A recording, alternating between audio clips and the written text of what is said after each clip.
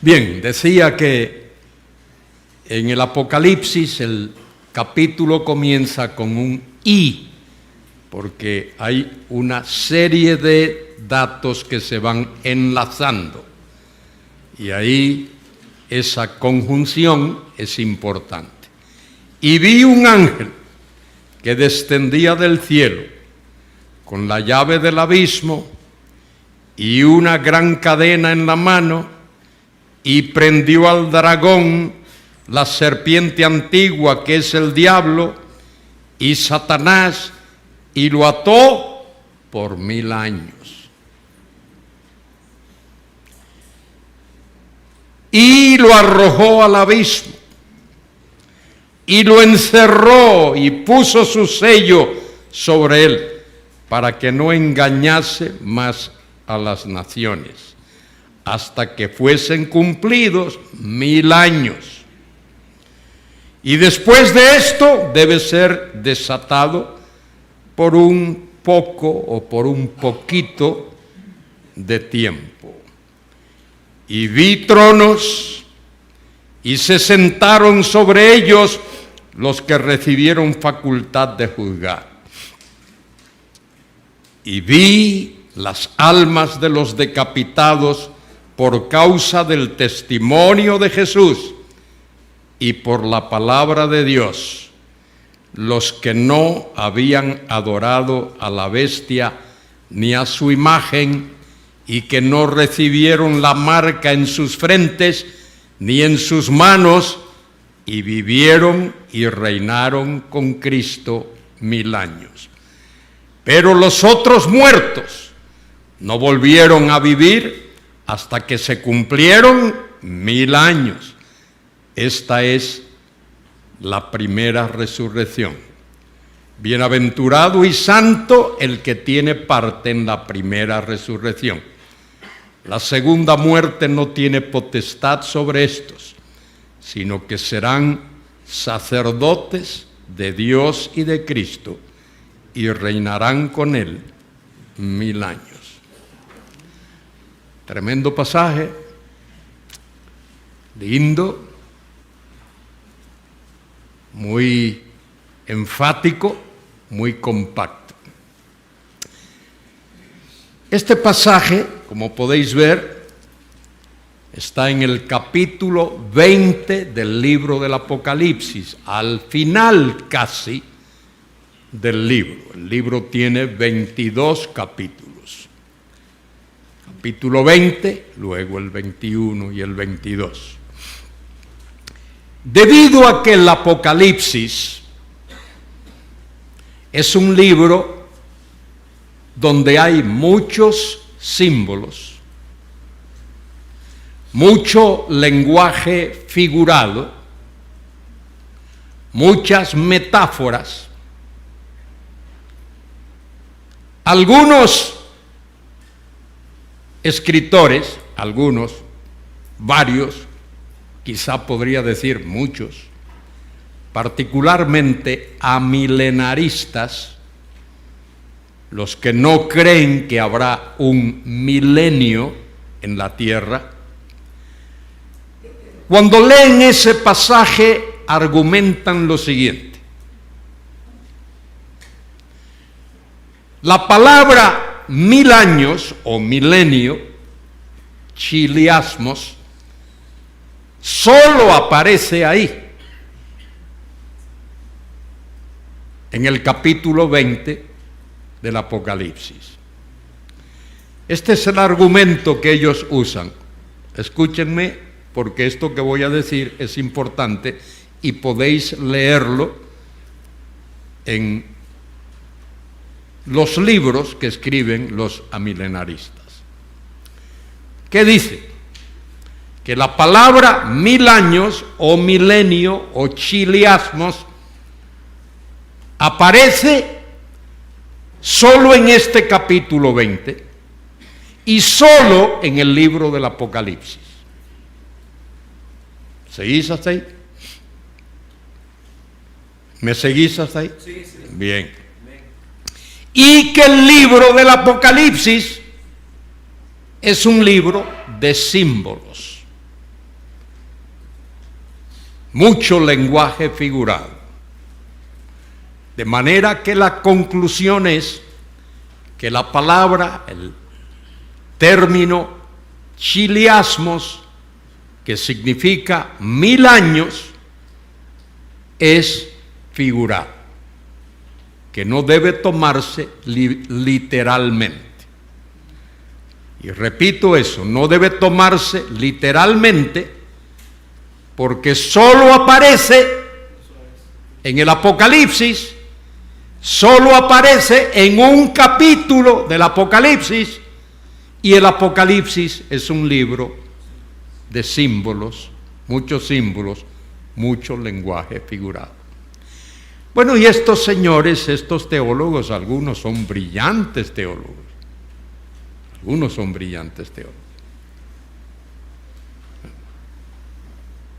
Doctor Hoekema, doctor Luis Berkhoff y muchos otros del campo amilenarista.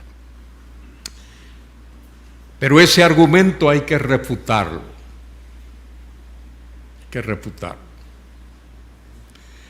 Mire, cuando se trata de profecía, cosas que van a ocurrir,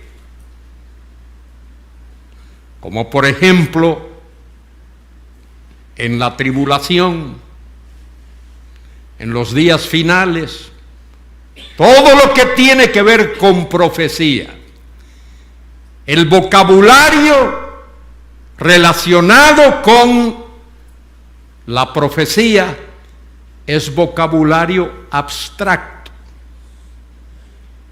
de manera que los escritores bíblicos utilizan lenguaje figurado para concretar eso que de otra manera sería abstracto. Cuando uno lee el libro del profeta Isaías, todos los pasajes escatológicos, proféticos, están llenos de figuras de dicción, porque las figuras de dicción, lo he dicho ya varias veces, hacen que lo que es abstracto se vea, se entienda de una manera concreta. Por ejemplo, si uno dice Satanás, esa palabrita, Satanás, la gente no entiende. Pero la Biblia usa la palabra el dragón, y dragón ya es otra cosa. Dragón, todos sabemos lo que es un dragón y lo que hace el dragón. Por lo menos lo que hace es atemorizar a alguien. La Biblia utiliza para hablar del anticristo, lo llama la bestia. Y la bestia describe no la figura como luce, como se ve externamente el anticristo, sino enfatiza el carácter. Enfatiza el carácter. Y así, por ejemplo, Pablo en 2 Corintios capítulo 11 habla de Satanás y no lo llama el dragón, lo llama ángel de luz. El ángel de luz. Y uno puede entender algo.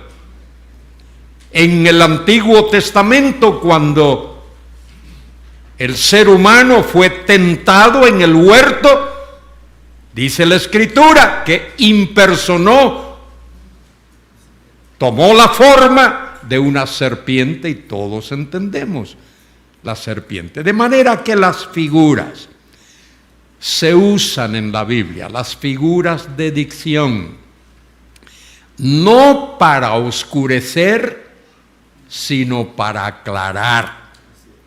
Las figuras de dicción no es para poner un velo sobre la mente, sino todo lo contrario, descorrer el velo para que uno pueda entender mejor de qué se está hablando. Aquí es exactamente lo mismo.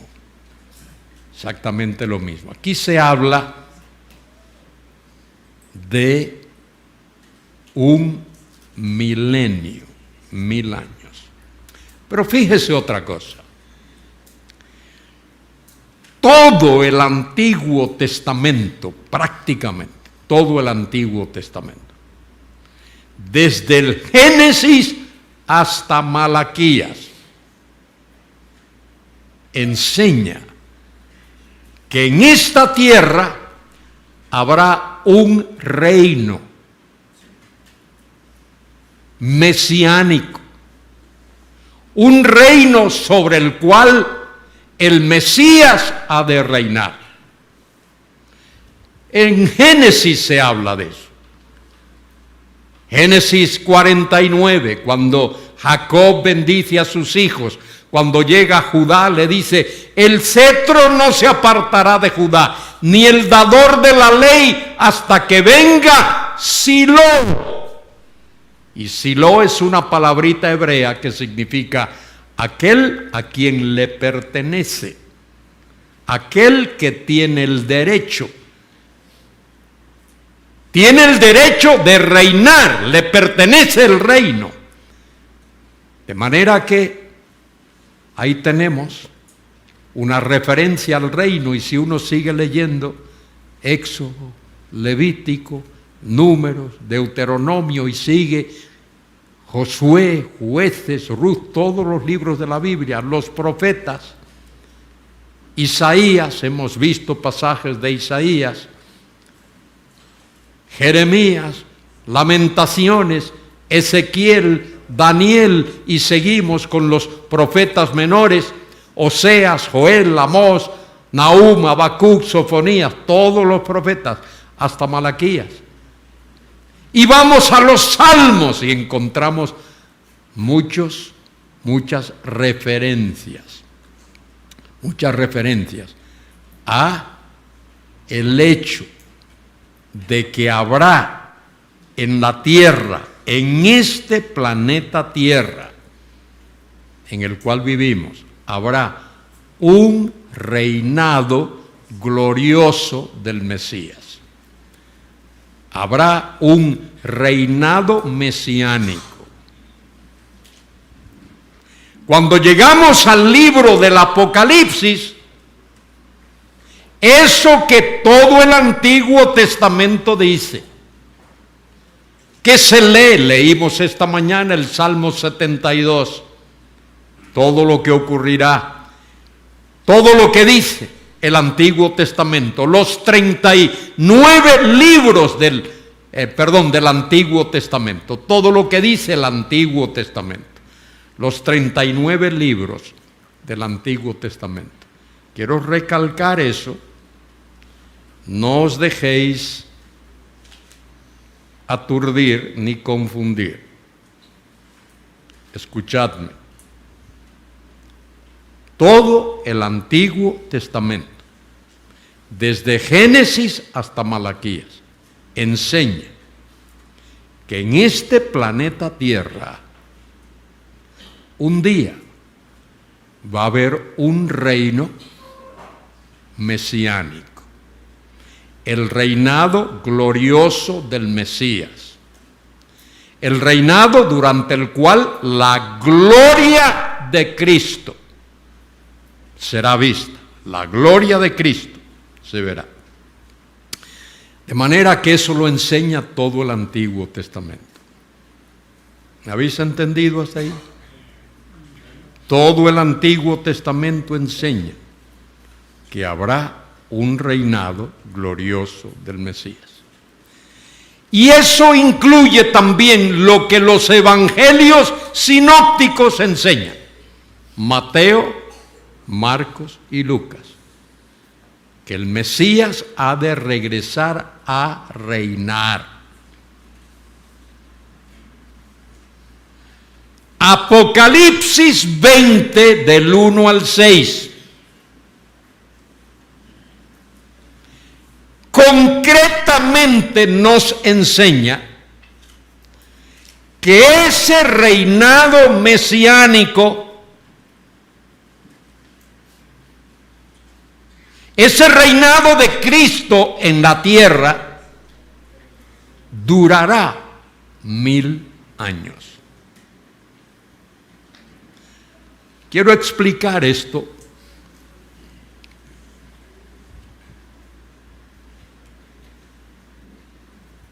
Quiero explicarlo de nuevo.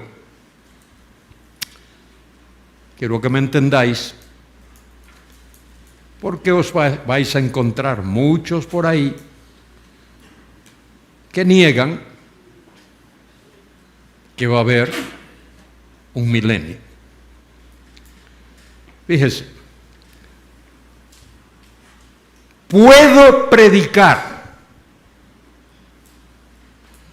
usando el Antiguo Testamento y los Evangelios, puedo predicar con claridad, con contundencia, con apego a las Escrituras, puedo predicar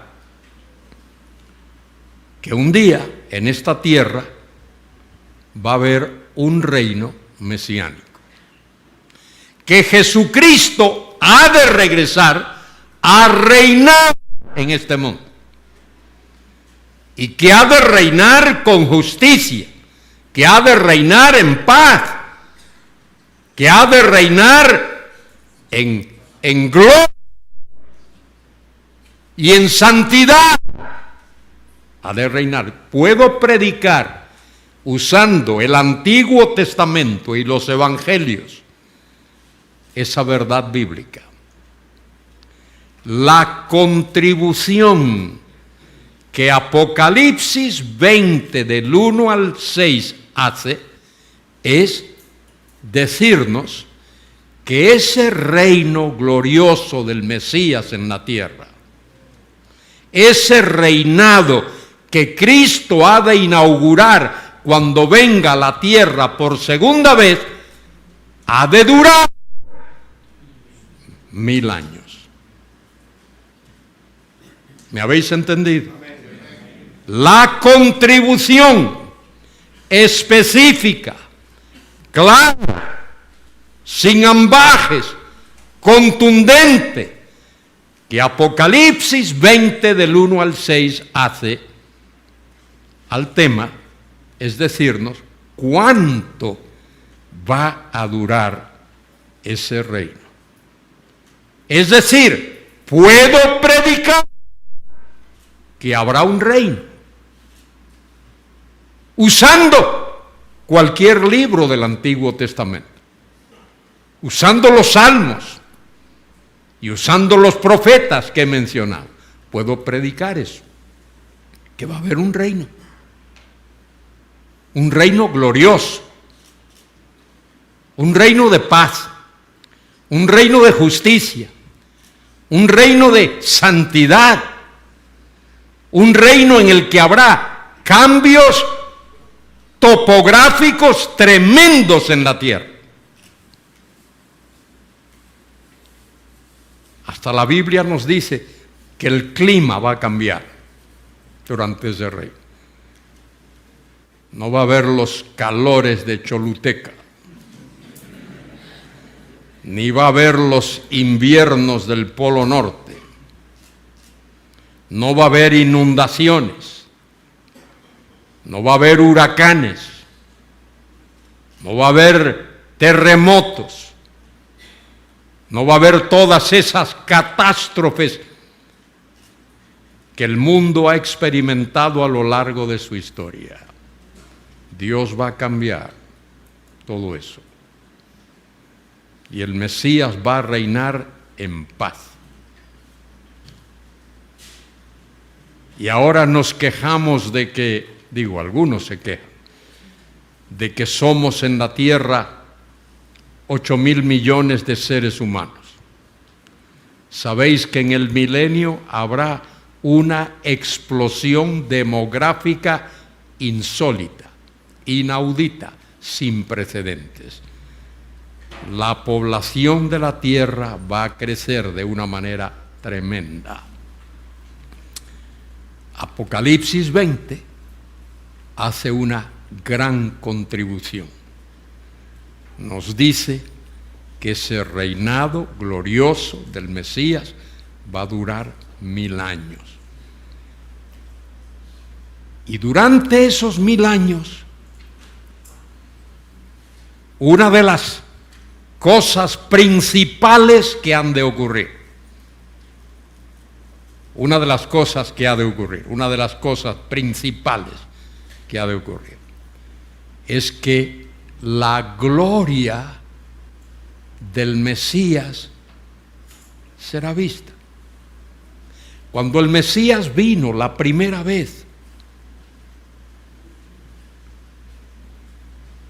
nació en un pesebre, no nació en un gran hospital, nació en un pesebre. Nació rodeado de animales y de la paja del pesebre. Y los primeros huéspedes que tuvo fue un grupo de pastores a los que Dios guió a que fuesen allí donde estaba el niño recién nacido. Luego vinieron los sabios del Oriente. ¿Cuántos sabios del Oriente vinieron? Dice por ahí algunos, 3. Y seguramente se saben los nombres: Gaspar, Melchor y Baltasar. Mito. La Biblia dice que vinieron sabios del Oriente. A lo mejor fueron 20 o 25. Un grupo de sabios del Oriente. Y dice el texto allí en Mateo que cuando llegaron a Jerusalén y preguntaron: ¿dónde está el rey de los judíos que ha nacido? En el Jerusalem Daily News aparecía allí que Cristo había nacido, y todo el mundo lo sabía, que Cristo había nacido. ¿Fue así? Nadie sabía nada. Le preguntaron a Herodes, sabía, y Herodes no sabía, ni quería saber, ni quería que nadie lo supiese.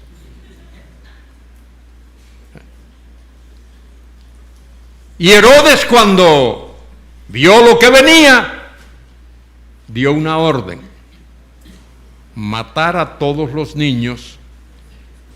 ¿De cuántos? De 2 años abajo. Por eso es muy posible que Cristo naciese por el año 5 antes de Cristo, o 6. ¿Por qué? Porque Herodes murió en el año 4 antes de Cristo, y Cristo nació cuando el rey Herodes vivía y reinaba.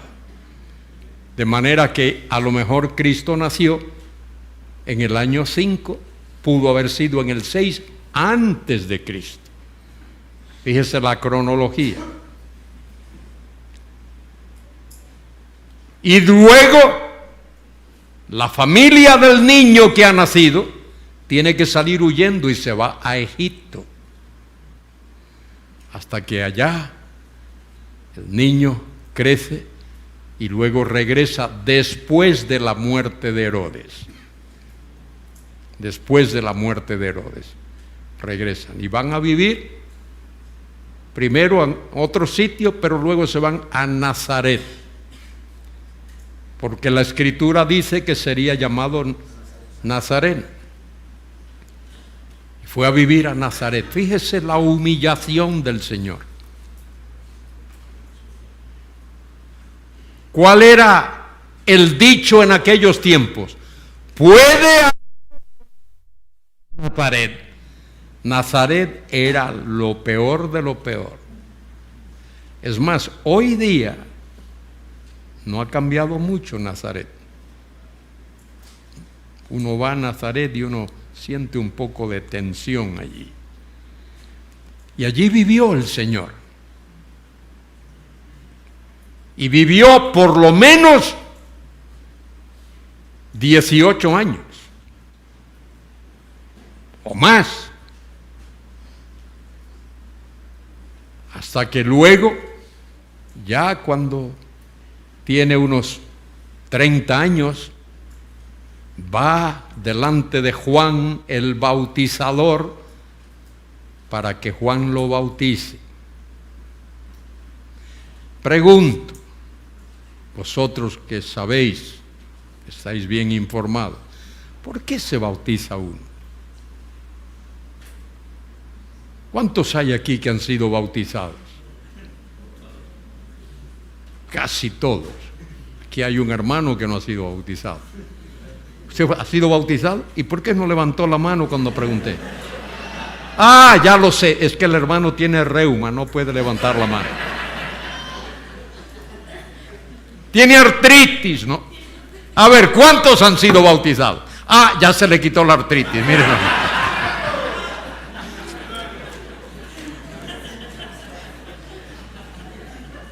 ¿Por qué bautiza uno? ¿Por qué? Porque uno quiere dar testimonio público de su fe en el Señor. Uno se bautiza porque ha nacido de nuevo y ahora quiere dar testimonio público. Pero ¿por qué se bautizó Jesús? Él no tenía pecado que confesar. ¿Por qué se bautizó?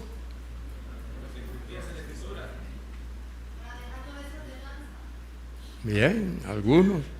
Para que se cumpliese la Escritura. Esa es una buena declaración. Pero Jesús se bautizó por algunas razones muy concretas. Primero, Él es bautizado por Juan, porque se identifica con la nación a la que ha venido a salvar. Se bautiza para identificarse con la raza humana que ha venido a salvar. Se bautiza para que Juan, el que lo bautiza, esté seguro de que Él es, porque Dios le dijo a Juan: aquel sobre el cual vieres descender al Espíritu. De manera que Jesús fue bautizado no por las razones por las que tú y yo somos bautizados, o fuimos bautizados, o cualquier persona es bautizada. Él fue bautizado por otras razones. Y después que es bautizado, que Dios se lo identifica a Juan, allí en Mateo 3:17 se escucha la voz del cielo que Juan oye diciendo: este es mi Hijo amado, en el cual tengo complacencia. Y ahí se inaugura el ministerio terrenal del Mesías. A partir de ahí Él sale a enseñar, pero antes ocurre otra cosa. ¿Qué ocurre antes? Fue tentado. ¿Por qué Jesús fue bautizado y por qué Jesús fue tentado? Son dos buenas preguntas. Él fue tentado para ver si podía pecar. ¿Cuántos creen eso? ¿Cuántos herejes creen eso?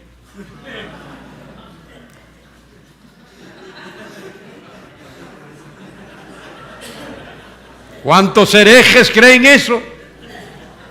Esa no fue la razón por la cual él fue bautizado. Tentado, perdón. Esa no fue la razón por la cual él fue tentado. Decir eso, que él fue tentado para ver si podía pecar, es como decir que los ingenieros civiles de carretera construyen un puente sobre un río, sobre un barranco, sobre lo que sea, y cuando lo terminan después de 2 o 3 años de trabajar, o 4, 5, 10, aquí en Honduras a veces 20 años,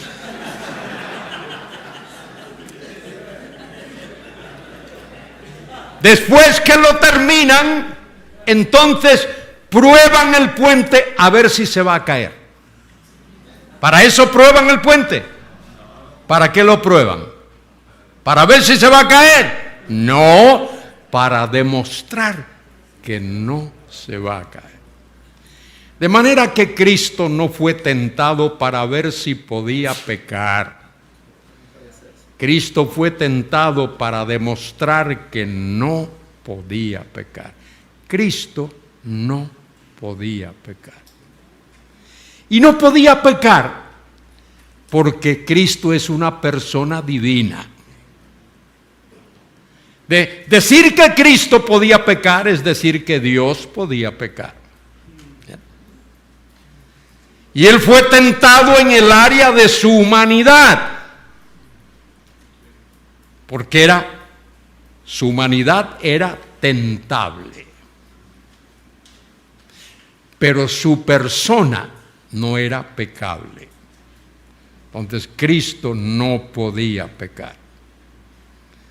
Dios no puede pecar, y Él es Dios, pero su persona, su humanidad podía ser tentada.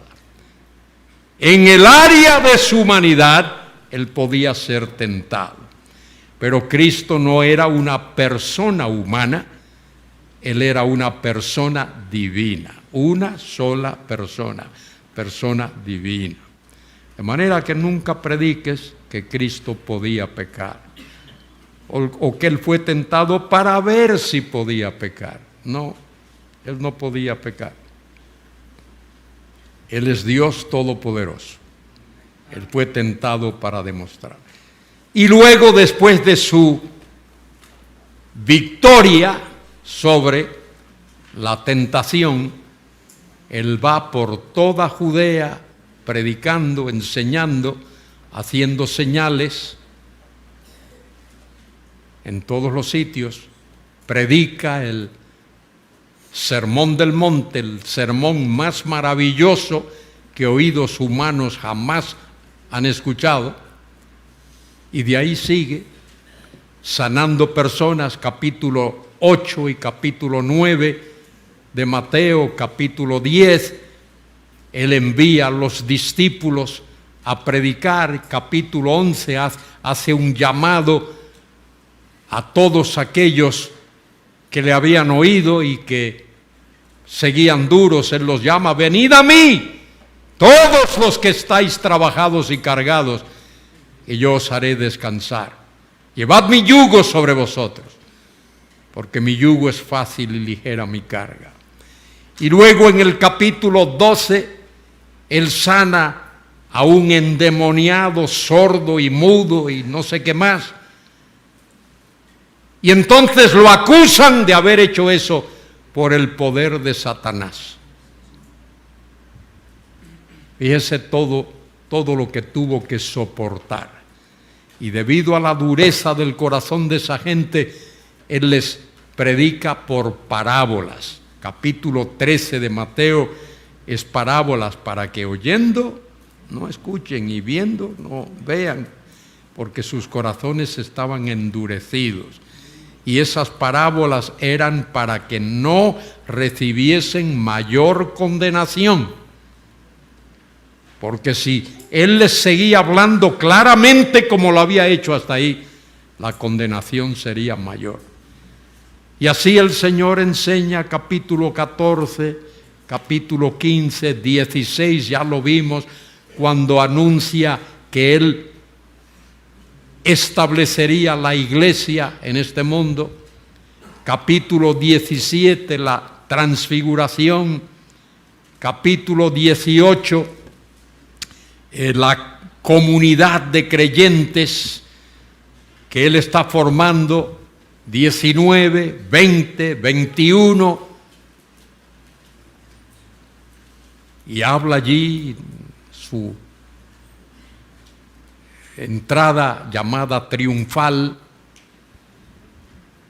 22, 23, llora sobre Jerusalén, Jerusalén, Jerusalén, que matas a los profetas y apedreas a los que te son enviados. ¿Cuántas veces quise, fíjese una prueba de su deidad, cuántas veces quise juntar a tus hijos como un águila o una gallina junta sus polluelos debajo de sus alas? Solo Dios puede hacer eso. ¿Quién va a poder juntar a todos los habitantes de Jerusalén, a todos los hijos, de esa manera si no es Dios?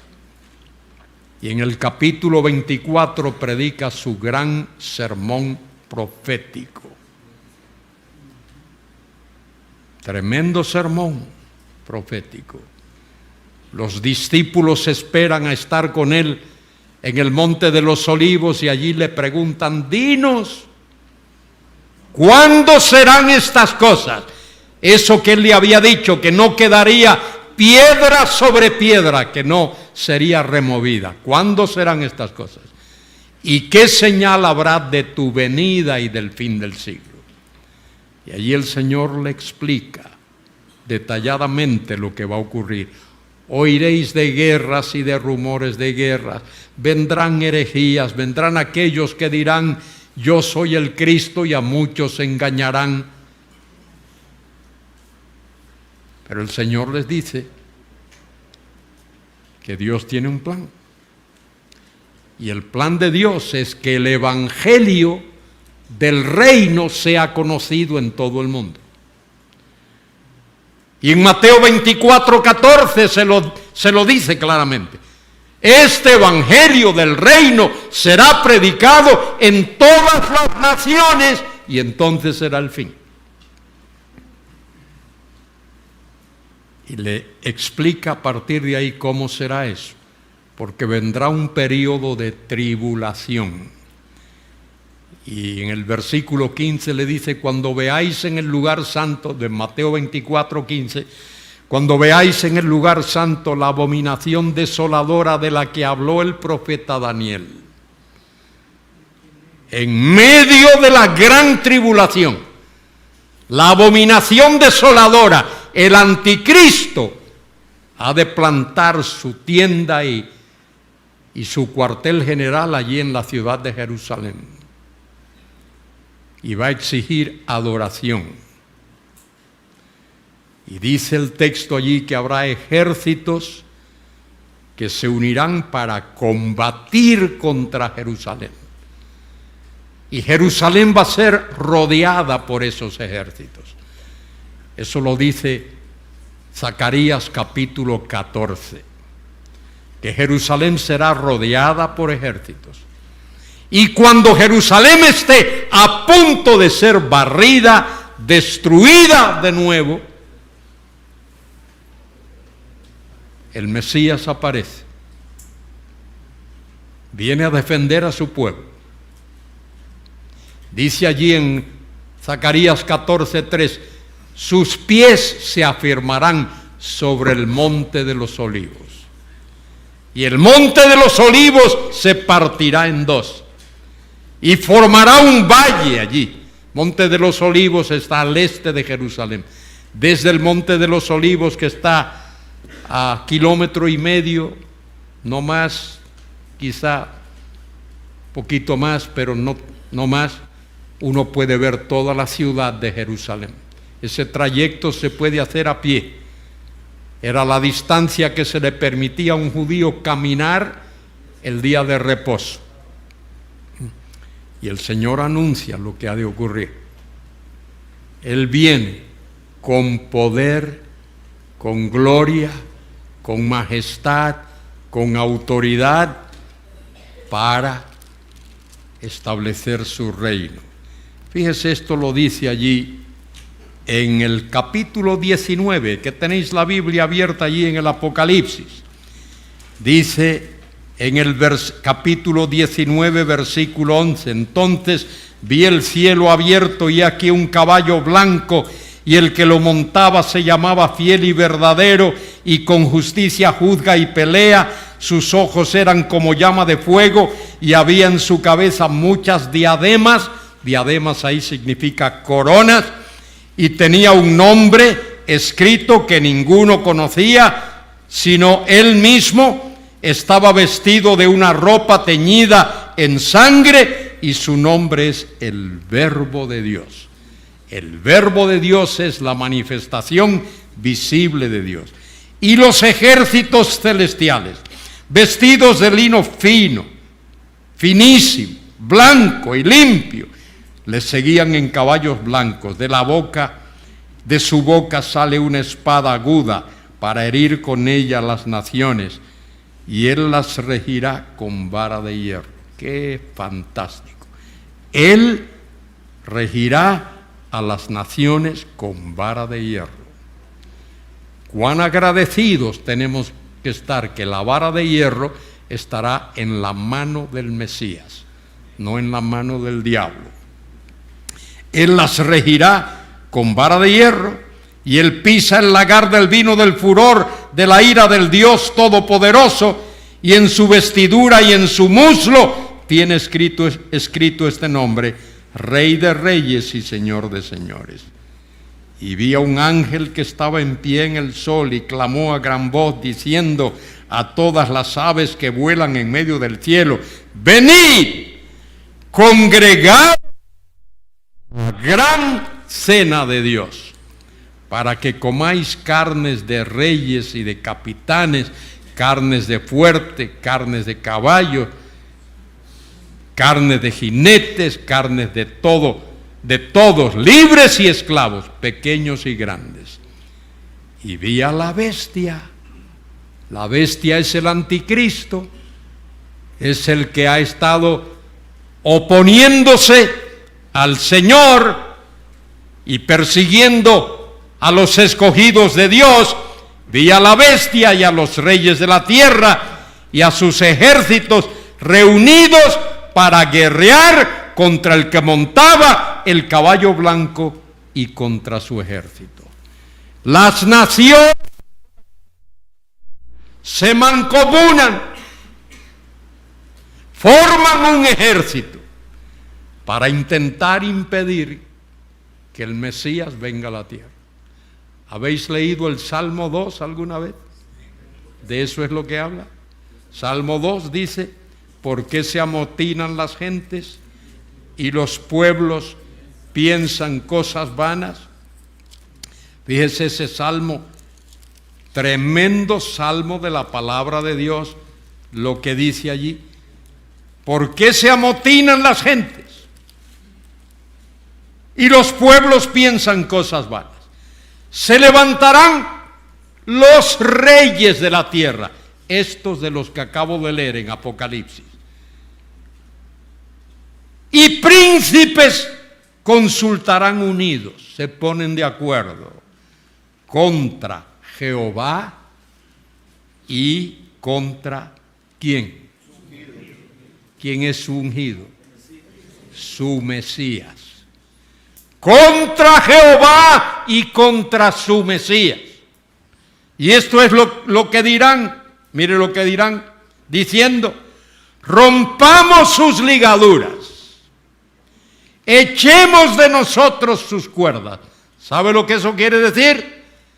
Que no reine sobre nosotros. No lo queremos. No queremos que Él reine sobre nosotros. ¿Qué cosa? Mire la reacción de Dios. Versículo 4. El que mora en los cielos se reirá. el Señor se burlará de ellos. Luego hablará a ellos en su furor y los turbará en su ira. Y esto es lo que les dice. ¿Qué es lo que dicen ellos?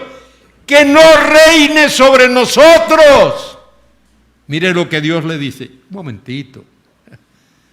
¿De qué estáis hablando? ¿De qué estáis hablando? ¿Qué queréis decir? Que no reine sobre nosotros. What are you talking about? ¿De qué estáis hablando? Mire lo que Dios le dice. Escuche. A eso les dice, oigan, pero yo he puesto a mi rey sobre Sión, mi santo monte.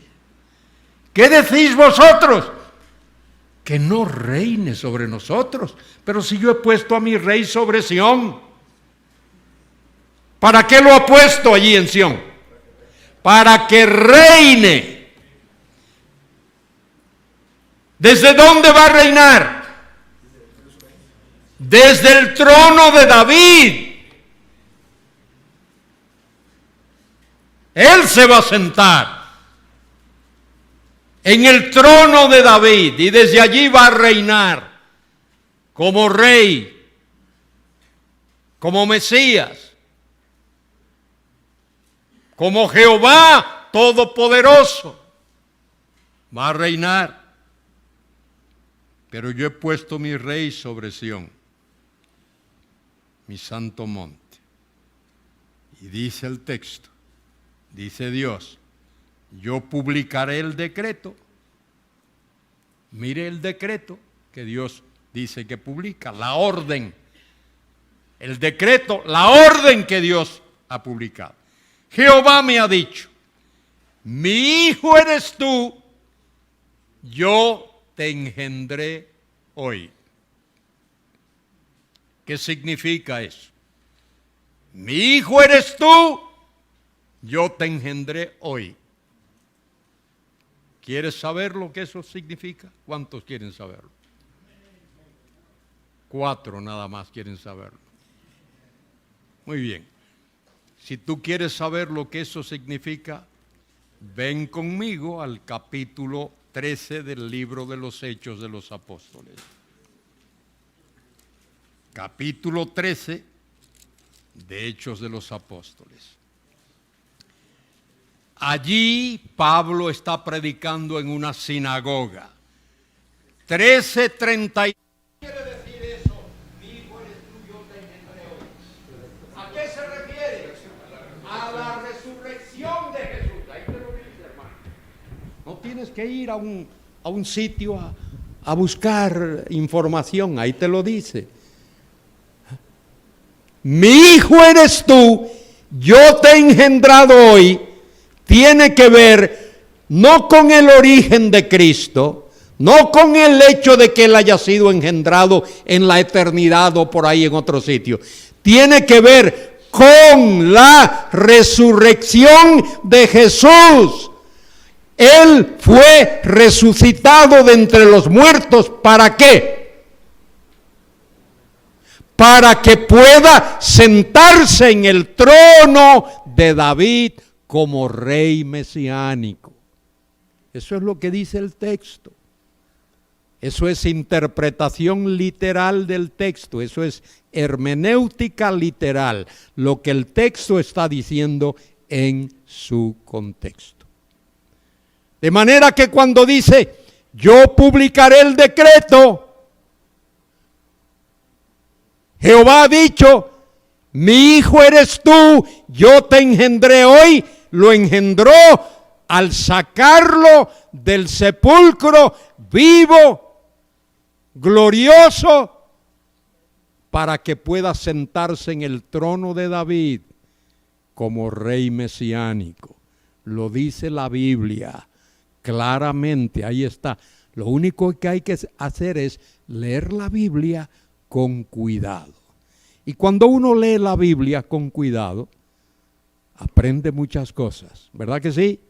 Digan que sí. Así.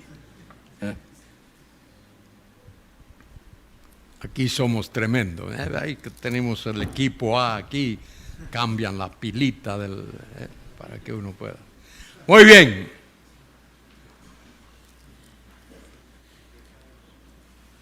Y eso fue lo que ocurrió con el Señor. Él murió en la cruz. Dios murió en la cruz. Y no nos sorprendamos, ese que murió en la cruz es Dios, ¿o no? Él murió en la cruz. Pero tuvo que encarnarse, humanarse, tomar cuerpo humano, tomar naturaleza humana para poder morir. Pero ese que murió es Dios. Porque, escuchen, solo Dios puede salvar. Solo Dios. ¿Hay alguien más que pueda salvar? Mahoma puede salvar. Buda puede salvar. Shinto puede salvar. ¿Qué ángel o arcángel o virgen o santo por ahí puede salvar? Ninguno. Solo Dios puede salvar. Lo dice Isaías 45:22. Mirad a mí y sed salvos todos los términos de la tierra, porque yo soy Dios y no hay más. No hay más, no hay otro. Él es el único, no hay más. Y Pedro lo dijo allí en Jerusalén. Como los católicos no aprenden eso y lo tienen en su Biblia. Un día estuve en una librería católica hablando con una señora muy amable, muy amable. Y allí mirábamos los libros y veía las Biblias. Le digo, oiga, ¿usted podía prestarme una de esas Biblias que tiene ahí? Sí, cómo no. Y me dio la Biblia católica que ellos tienen. Y la abrí, le digo, venga, lea esto conmigo aquí. Hechos 4:12, donde Pedro dice, y en ningún otro, cero, en ningún otro, hay que salvación. En ningún otro hay salvación. Porque no hay otro nombre, no hay, nombre ahí significa persona. No hay otra persona debajo del cielo dado a los hombres en que podamos ser salvos. Solo hay uno, Jesucristo, el Dios hombre. El que en él cree no es condenado. Mas el que no cree ya no tiene que esperar a morirse. Ya no cree, ya. Porque no ha creído en el nombre del unigénito Hijo de Dios. El que cree en el Hijo tiene vida eterna. El que es incrédulo al Hijo no verá la vida, sino que la ira de Dios está sobre él. Y eso es lo que enseña la Biblia. De manera que es ese el que tiene derecho a reinar. Hemos visto ahí en el capítulo 19 del Apocalipsis cómo él viene glorioso, seguido de sus ejércitos, como Rey de reyes y Señor de señores. Y él es el único que entra en combate con la espada que sale de su boca. No tiene que hacer otra cosa. La espada que sale de su boca es su palabra. Él puede mirar a alguien y decirle, muérete, y ahí queda. Vengan, entiérrenlo. En ningún otro hay salvación. Y dice aquí, después que él ha apresado a la bestia y al falso profeta y los ha echado en el lago de fuego que arde con azufre, dice el texto que Juan vio a un ángel que descendía del cielo. Fíjese, lenguaje que podamos entender. Si dice, apresó a Satanás, La palabra apresar es un vocablo abstracto, pero mire lo que dice. Dice, con la llave del abismo. La palabra abismo en el hebreo es la palabra tahum. Tahum, el abismo. El abismo, ahí están aquellos que son condenados por la eternidad del abismo. Ahí está la llave del abismo. Y una gran cadena en la mano. Para que podamos entendemos lo que es una cadena, la podemos ver, la podemos aguantar con la mano. Y prendió al dragón. El dragón, no es que Satanás sea un dragón, pero el dragón habla de su carácter. Su carácter es terrible, intimida, da miedo. Por eso se le llama el dragón. El dragón. ¿Quién es el dragón? La serpiente antigua. ¿Dónde encontramos la serpiente antigua? En Génesis capítulo 3, allí en el huerto, la serpiente era astuta más que todos los animales del huerto. Y Satanás se metió dentro. Tomó a la serpiente como si fuese su cuerpo para hacerse visible, porque el diablo es un ángel. Es Lucifer, el ángel de luz.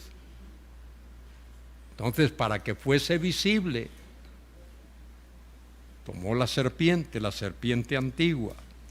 Y esa serpiente antigua es el diablo. Diabolos. Diabolos. ¿Qué significa? Adversario, opositor, acusador. Satanás también es el enemigo de Dios, acusador, adversario, y lo ató por 1000 años. Ahí está, chiliasmos, 1000 años. Y aquí, Apocalipsis 20 va a añadir, lo repito para que no se os olvide, el elemento que faltaba. ¿Cuál era el elemento que faltaba? ¿Perdón?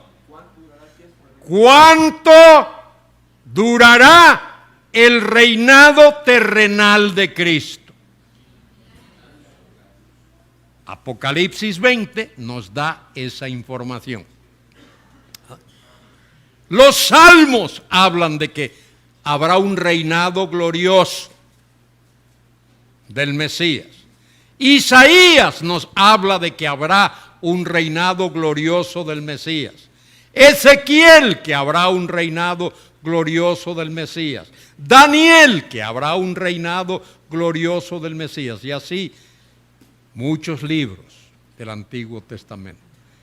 Y a esa información que recibimos del Antiguo Testamento, Juan le añade un dato que falta. ¿Cuál es el dato que falta? ¿Cuánto va a durar ese reinado terrenal? Va a durar 1000 años. Durante esos 1000 años, que no se le olvide, anótelo si usted cree que se le va a olvidar. Durante esos 1000 años, la gloria divina de Cristo va a ser vista. Su gloria divina, la gloria de su deidad va a ser vista. Segundo, la gloria de su humanidad va a ser vista. Y no va a ser vista por separado, porque Cristo es una sola persona. Él es la segunda persona de la Trinidad. Durante los 1000 años de ese periodo, del milenio, de ese reinado, su gloria divina, Su gloria como Dios va a ser vista. Y su gloria, la gloria de su perfecta humanidad, la gloria de su absoluta deidad y la gloria de su perfecta humanidad van a ser vistas durante esos 1000 años. ¿Para qué es el milenio? Para manifestar la gloria de Cristo. En el milenio, el tiempo cuenta. Por eso es milenio, 1000 años. El milenio no es la eternidad. Es lo que más se parece a la eternidad, pero no es la eternidad. Tiempo cuenta. De manera que la gloria de la absoluta deidad de Cristo y la gloria de la perfecta humanidad de Cristo van a ser vistas durante ese tiempo de manera histórica, de manera real, por 1000 años. Toda la tierra va a contemplar su gloria. Fantástico, toda la tierra, de mar a mar, de un ¿Qué dice Isaías 11:9? ¿Qué dice? Toda la tierra será llena ¿de qué? De la gloria de Jehová, del conocimiento. ¿Qué es la gloria de Jehová? La persona gloriosa del Mesías.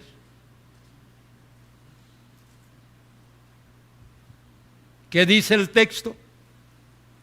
En el Evangelio de Juan, y vimos su gloria, gloria como la del único del Padre, lleno de gracia y de verdad. Él es la gloria de Dios. Y esa gloria va a ser vista en toda la tierra. De manera que, ¿para qué el milenio? Para que la gloria de la absoluta deidad y la gloria de la perfecta humanidad de Cristo sean vistas dentro del tiempo y dentro de la historia. ¿Para qué más es ese milenio? Esos 1000 años. Para que dentro de ese tiempo se cumplan las promesas que Dios hizo a Abraham, a Isaac, a Jacob y a David. Las promesas del pacto abrahámico y del pacto davídico. La tierra va a ser ocupada, esa tierra que Dios prometió, la tierra de Israel, allí donde estuvimos, Elizabeth. Qué buen tiempo pasamos allí. Y Pablo, qué bendición estar allí y ver esa tierra, caminar por donde Jesús caminó y estar allí en los sitios donde Jesús estuvo. Bueno, el Señor va a dar esa tierra y la nación de Israel va a ocupar la tierra en paz. Fíjese bien, nunca Israel ha ocupado la tierra en paz. Ha estado allí, pero rodeada de enemigos y atacada por enemigos. Hoy, en parte está allí, pero está rodeado de enemigos. Y hay más israelitas fuera de la tierra de los que hay en la tierra. El milenio va a servir también para que las promesas del pacto de Dios con Abraham, con Isaac, con Jacob y con David se cumplan. Fantástico lo que Dios va a hacer. Y con el milenio, Dios culmina su historia. Cuando hablo de historia, quiero decir cuando el tiempo cuenta. Su plan, su historia de que en este mundo, en esta tierra, haya un reino en el cual Dios sea glorificado, sea honrado, sea adorado y sea obedecido dentro del tiempo. Para eso Dios creó la tierra. Y para eso Dios creó al hombre. Dios creó al hombre para que el hombre fuese su vasallo, fuese su representante aquí en la tierra. Y el hombre obedeciese a su Dios y fuese bendecido por Dios. Después de que pase esto, de que se cumplan esos 1000 años, entonces ya entramos en la eternidad. Y en la eternidad, Dios siempre ha sido adorado y lo será. Y aquellos que se rebelaron, aquellos ángeles, fueron echados fuera. Y esos ángeles que se rebelaron nunca podrán ser salvos. Los ángeles nunca podrán ser salvos, porque cada ángel es una creación en particular. Dios creó a los ángeles uno por uno. Lo hizo todos a la vez, pero uno a uno. Solo Dios puede hacer eso. Los ángeles no tienen parentesco. No tienen mamá ni papá, ni primos, ni hermanos, ni tíos, ni suegras. Pobres suegras. Pobres suegras.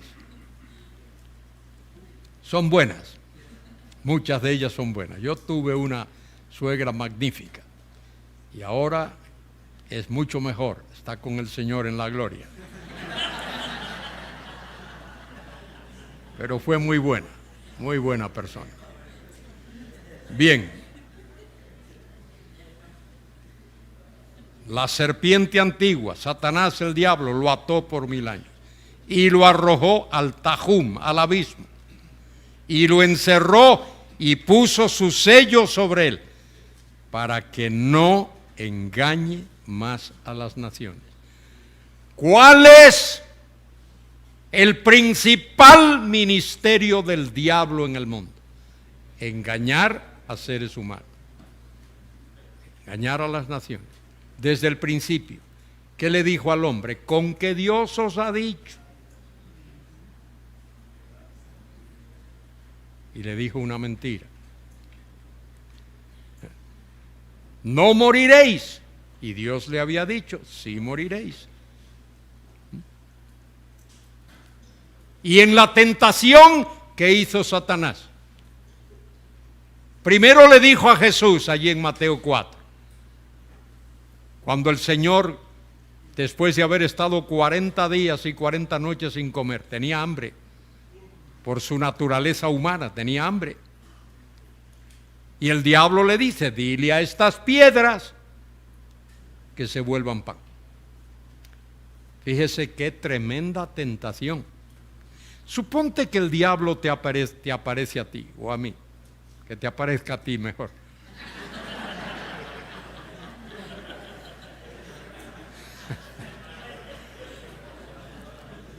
Y el diablo te mira y te dice, mira, dile a estas piedras que se vuelvan pan. Tú estás todo un día diciéndole, piedras, volveos pan, piedras, volveos pan. Pasa ese día y viene el otro y el otro y el otro y el otro. Termina la semana, termina el mes, termina el año y tú dices, piedras, volveos pan. ¿Se van a volver pan? No. Fíjese, esto es serio, ¿eh? Esto es serio. Pero Jesús, si solo lo hubiese pensado, nada más con pensar, esas piedras se hubiesen vuelto pan.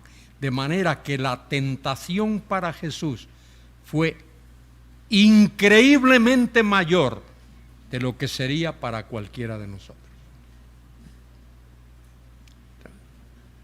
Y luego, ¿qué hace el diablo? Lleva al Señor allí al pináculo del templo y le dice, échate abajo. Y mire, el diablo se sabe la Biblia, le dice, le cita un salmo. Escrito está, sus ángeles enviará para que te cuiden, para que tu pie no tropiece en piedra. Y Jesús tiene que responderle al diablo y lo hace con la palabra de Dios. con la palabra de Dios. Y por último le dice, la tercera tentación, ¿qué fue? Le muestra panorámicamente todos los reinos del mundo. No sé si lo has leído, pero fíjate, búscalo en Lucas capítulo 4. Búscalo en Lucas capítulo 4 para que veas algo muy interesante allí en Lucas 4. Dice Lucas 4, creo que es por el versículo 6. Mire lo que dice ahí. Mire lo que el diablo le dice a Jesús. Le dijo el diablo: a ti daré toda esta potestad, autoridad y la gloria de ellos. Mire por qué. Porque a mí me ha sido entregada y a quien quiero la doy. Eso se lo dijo el diablo a Jesús. Toda esta potestad, toda esta autoridad, la palabra potestad, exousia en el griego, significa potestad, autoridad o derecho. Dios soberanamente ha dado a Satanás potestad sobre los reinos del mundo. Por eso este mundo es un sistema mundial. Este sistema mundial lo administra, lo gobierna, lo dirige el diablo. Y solo Dios, que está por encima, puede hacer que Satanás no cause más estragos de los que está causando. Bien, lo ató por 1000 años hasta que los 1000 años se han cumplido, y después de esto debe ser desatado por un poco de tiempo. Dios sabe, solo sabe Dios por qué. Y vi tronos y se sentaron sobre ellos los que recibieron facultad de juzgar. Y vi las almas de los decapitados. Esos son mártires del período de la tribulación, por causa del testimonio de Jesús y por la palabra de Dios. Los que no habían adorado a la bestia, ya veis, son personas particularmente de la segunda mitad de la gran tribulación, Apocalipsis 13, ni a su imagen, y que no recibieron la marca en sus frentes ni en sus manos, y vivieron y reinaron con Cristo 1000 años.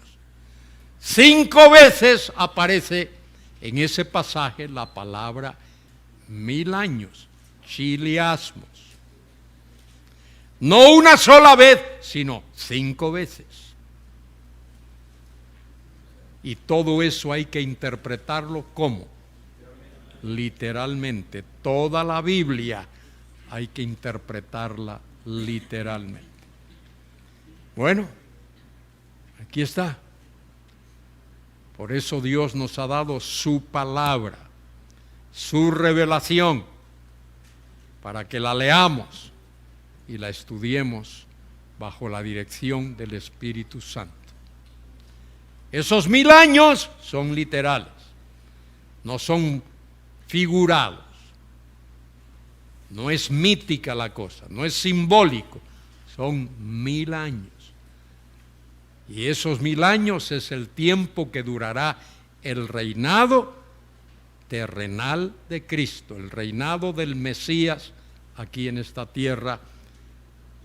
Y el Mesías reinará durante ese tiempo por las razones que he dado. Estaba mirando este papelito aquí. El Mesías vendrá por segunda vez. No sé lo que es, pero ahí lo dejo. Muy bien.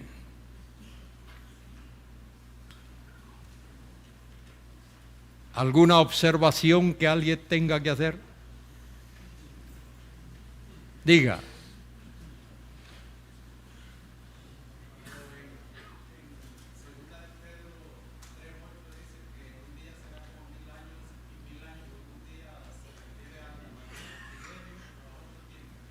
¿Qué dice el pasaje? Búsqueme el pasaje y léamelo.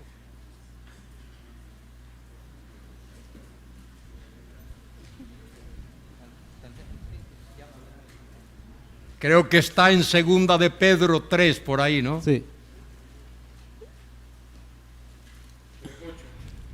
A 3:8. ver, 3:8. 3:8, hermano, usted que hizo la pregunta, léalo. Mas, oh amados, no ignoréis esto, que para con el Señor un día es como 1000 años y 1000 años como un día. ¿Y por qué usted me torció la Biblia? ¿Por qué la torció? Usted dijo, 1000 años es como un día, pero le quitó lo más importante, que es para el Señor, para Dios, para Dios. Mire, con seriedad, no es broma esto. Si el texto hubiese dicho, porque para Dios 1000 años es como un segundo, ¿sería verdad eso? ¿Sería o no sería? Claro que sí. Para Dios 1000 años es como un día. Para Dios, no para usted, no para mí, para Dios. Hay que leer la Biblia tal como está. Si usted le quita una palabra, ya se busca problemas. Perdóneme, querido hermano, no quise ofenderlo. ¿Usted se da cuenta de lo que dice el pasaje? ¿Se da cuenta? ¿Qué es lo que dice el pasaje? ¿Qué es lo que dice? Mas, oh amados, no ignoréis esto, que para con el Señor un día es como 1000 años y 1000 años como un día. Muy bien, ahora hágame su pregunta. Yo la respuesta que necesito pues es que si se está refiriendo al milenio o es a otro tiempo. No, ahí no se refiere al milenio. Ahí se refiere a cualquier situación. ¿Qué es lo que Pedro está diciendo ahí? Que Dios no es afectado por el tiempo. Dios es eterno. Él ha existido siempre, de eternidad a eternidad. El tiempo no le afecta. Eso es lo que está diciendo. Y usa esa expresión. Para el Señor. 1000 años es como un día. O podía haber dicho, 1000 años es como una hora. O 1000 años es como un segundo. Es lo mismo. Para Dios el tiempo no cuenta. No cuenta. Para nosotros sí. Fíjese, llevamos 2000 años, o la humanidad lleva 2000 años esperando al Señor. ¿Ah? Y esos 1000 años o 2000 años es como si fuese 2 días en lo que a Dios respecta. Esa es la cosa. Querido hermano, gracias por su pregunta, muy amable. Gracias. Porque hay hermanos, son muy buenos predicadores que tienen posturas amilenaristas.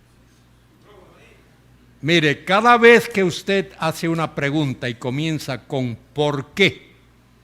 Esas son las preguntas más difíciles que hay de contestar. Ya lo expliqué aquí, si usted estuvo ayer, a lo mejor su cuerpo estaba aquí. No sé si lo demás estaba aquí.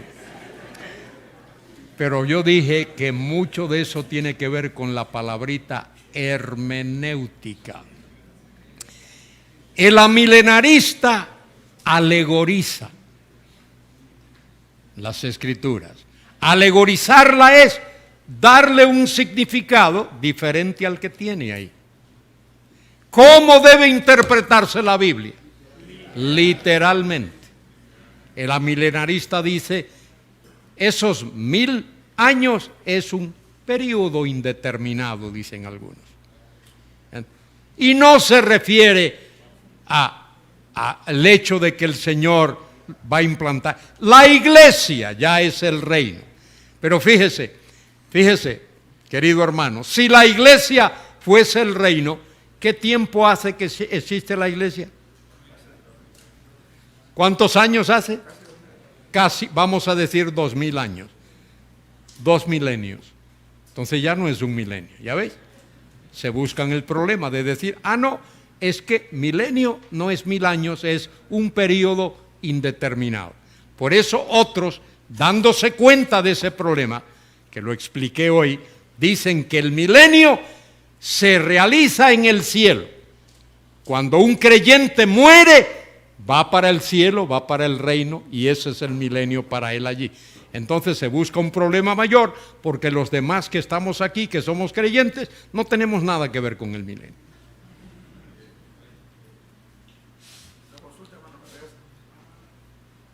Durante ese periodo del reinado del Mesías, gloria, habrán personas que van a implementar la conversión, el nuevo nacimiento. En el milenio, seguro. Muchos los que entran en el milenio, todos los que entran, tienen cuerpo como usted y como yo. Cuerpos naturales. Pero los que entran han nacido de nuevo. Y en el milenio se casan y tienen hijos. Y esos hijos tienen que nacer de nuevo. Por eso dice allí en Isaías 65 y 66 que el que llegue a 100 años y no se convierta, el Señor lo mata. Lo dice allí. ¿Por qué? Porque ha tenido tanta oportunidad. Si es una situación perfecta, no hay guerra, no hay catástrofe, no hay robo, no hay nada de eso. Y el que viva 100 años y no se convierta. Muy bien. Una pregunta más y terminamos, que es las 9 ya. Sí, la geopolítica, hermano, que estamos viendo en estos tiempos, ¿cree usted que nos está acercando a estos eventos? O sea, al ver los movimientos geopolíticos ahorita en el mundo. Bueno, sí y no. Sí y no. Porque fíjese, el próximo paso en el plan de Dios es ¿cuál? El rapto. Eso es lo próximo que Dios va a hacer.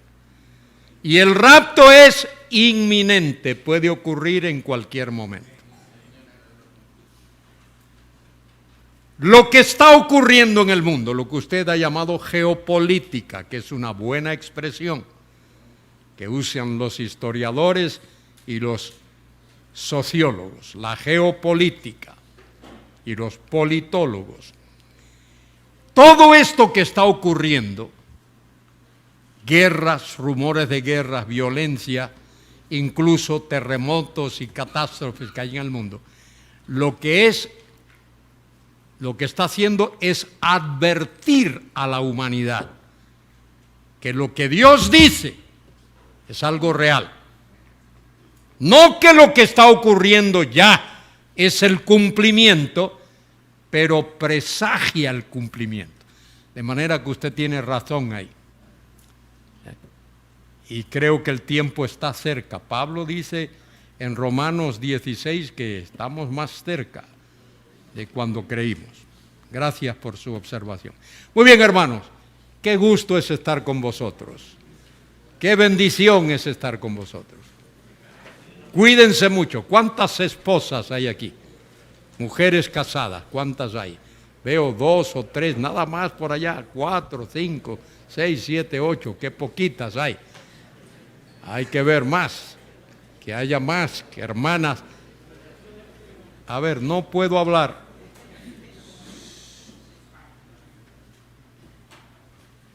Bien. Hermanas que aprendan lo que la Biblia dice, hacer ayudas idóneas o ayuda idóneas para sus maridos.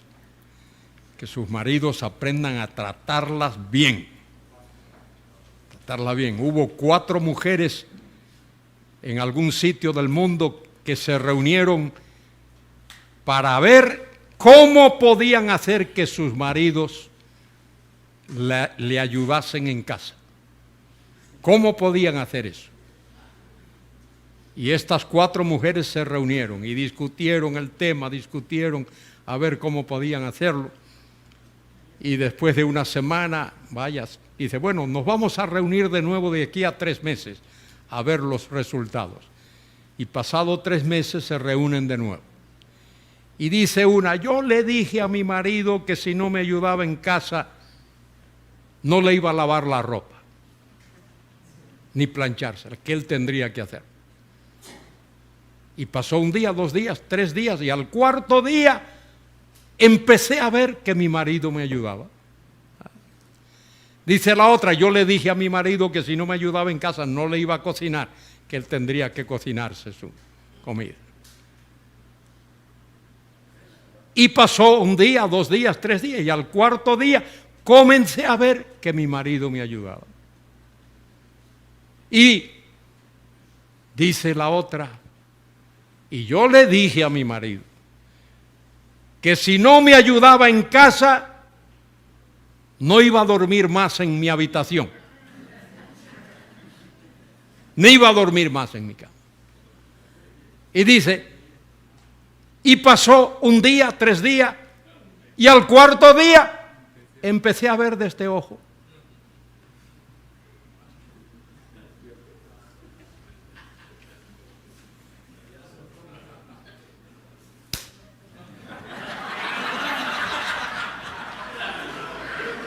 Ahora despiertan. Yo sabía, me sospechaba que erais lentos, pero no me había dado cuenta. Vamos a orar, hermano. Vamos a orar. Padre querido, gracias por tu gran amor. Gracias por los pastores y ancianos y siervos de Dios que tenemos aquí. Quiero darte gracias por Pablo Cross y por Elizabeth, su esposa. Gracias por el ministerio que has dado a estos hermanos y por la tremenda bendición que han sido al pueblo de Honduras y a muchos de nosotros. Despídenos ahora con tu bendición. Tráenos de nuevo mañana para esta última sesión, que podamos seguir aprendiendo juntos. Gloria sea tu nombre, por Cristo Jesús. Amén.